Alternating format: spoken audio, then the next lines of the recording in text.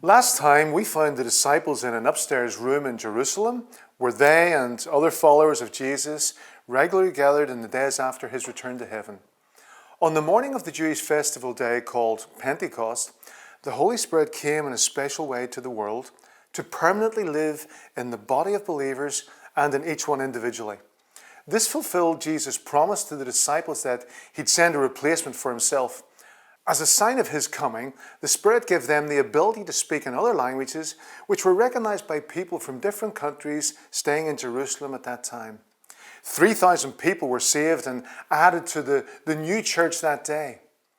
The narrative says in Acts chapter 2, verse 41, that all of those 3,000 people were baptized.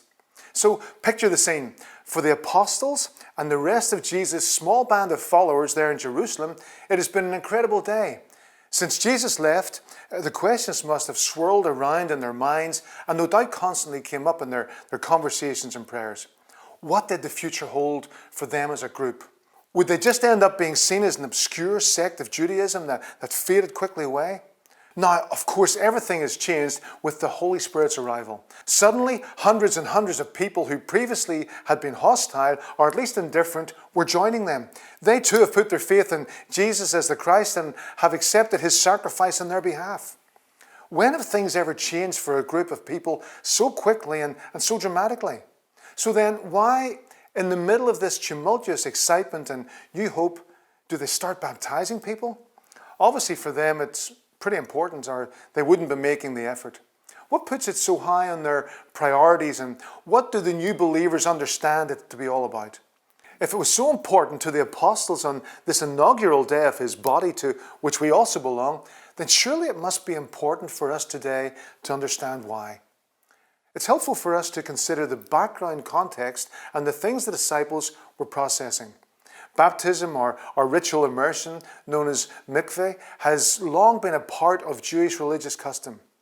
The Torah, the law God gave Moses, spelling out the conditions for the Old Covenant, it demanded a complete washing of the body for a number of things. For example, people who'd become ceremonially unclean somehow, or say before a priest could carry out certain tasks. The Talmud, the Jewish civil and ceremonial traditional law, also requires the mikveh immersion for other instances, such as a bride before her wedding or a woman after childbirth.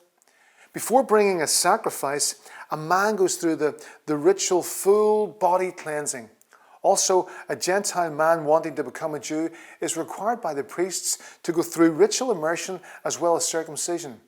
There are a number of designated pools, or mikvot as they are known, sunk into the rock around the temple area, evidence of which can still be seen today, some 2,000 years later. They also have another kind of baptism, still quite fresh in their minds. All of the disciples are familiar with the message that John, Jesus' cousin, was preaching a few years ago. Most had been drawn along with the crowds who'd gone to the uninhabited stretch of the Jordan River where John was preaching and challenging people to prepare their hearts for the coming of the Messiah. We can assume that along with others, prepared to publicly acknowledge their guilt before God, they had each gone down into the river, then under the water, to represent their need for complete spiritual cleansing by the promised one from God. We don't know, because the narrative doesn't tell us whether John said any specific words or even exactly what role he played in these baptisms.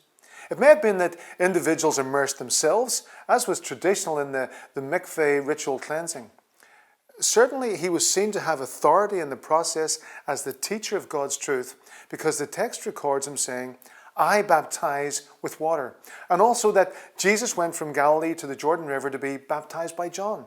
This is in Matthew chapter 3, verse 11 and verse 13.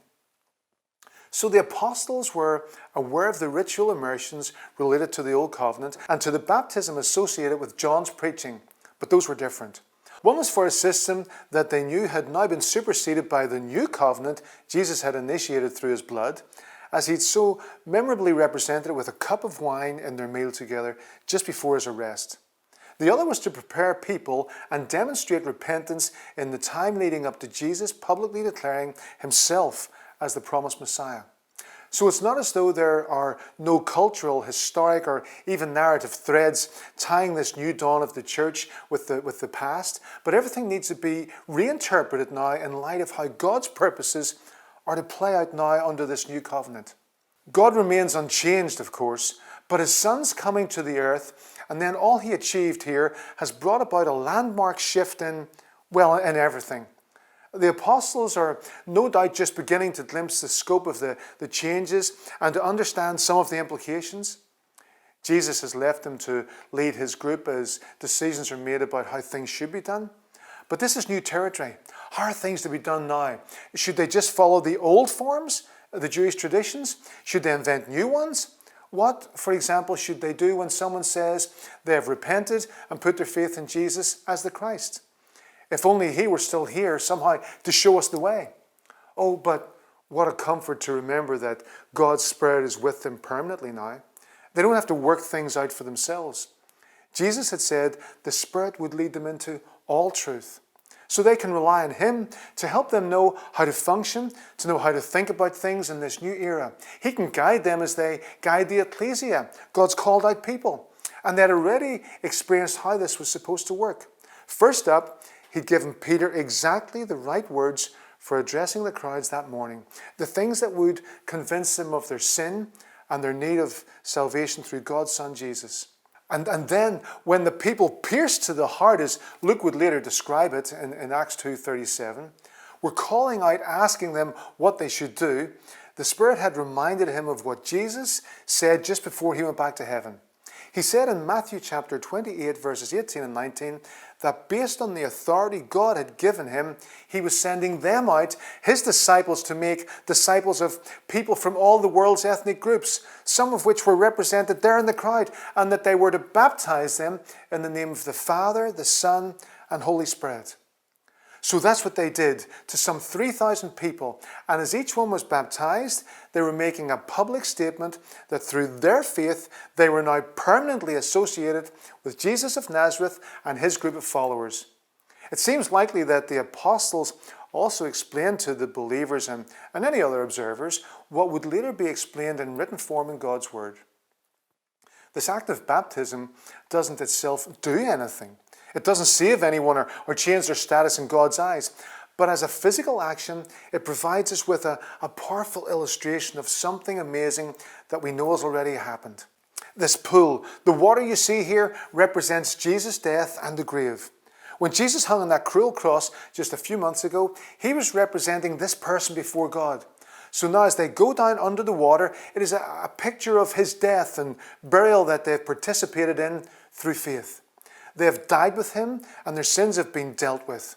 Now watch as they come up out of the water. It represents what has happened. God has included them in Jesus' resurrection. It's just like when he came out of the tomb.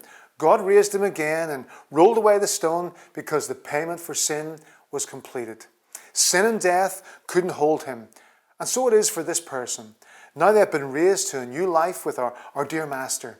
And they can enjoy a relationship with God because of him. They have God's Holy Spirit living in them, as do all of us who are his people. So this baptism that the disciples initiated then at the dawn of the church carries on today for all of those who, as Jesus' disciples, become part of that church.